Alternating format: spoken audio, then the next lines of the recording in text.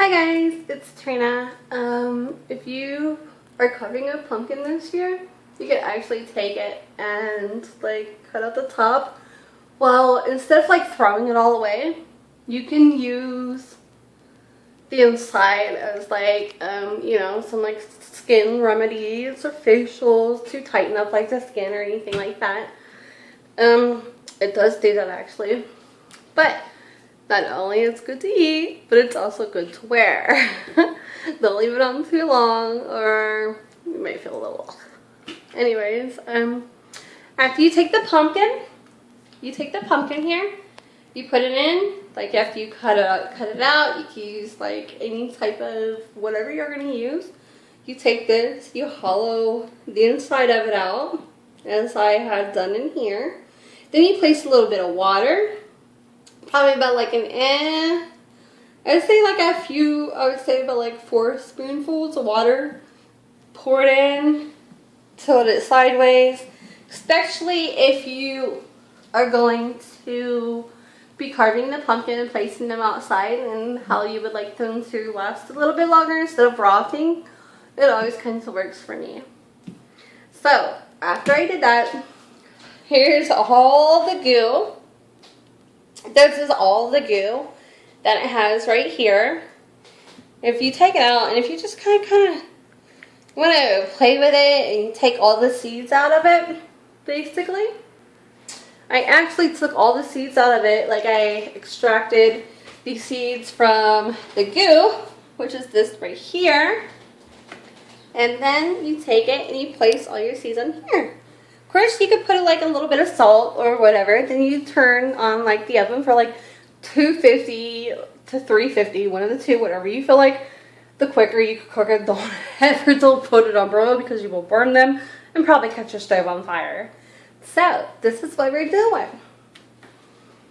I actually am going to be soaking my feet in this and my hands. And it's really good. If you try it, you will see that it works really, really well. So here we go. Like you just put it in. Of course, it still has like little seeds, but those are baby ones, and it's quite okay because they're non-harmful, actually. So you just want to play with it. And it's like soak your hands, just cover it up, soak your hands. It's really a fun activity that you could do with your children, actually. Or you can even have like a food fight. I mean, that's really fun. And that also creates a everlasting moment, a lifetime moment that your children, or, if you're doing it with a disabled person, or, it creates like a lifelong memory that you can always have. You could take it, fill it in, go like this, and just like play with it. And if you are the one who are carving the pumpkins for your children, then your children can actually be occupied by placing this in, like placing their hands inside the goo and playing with it.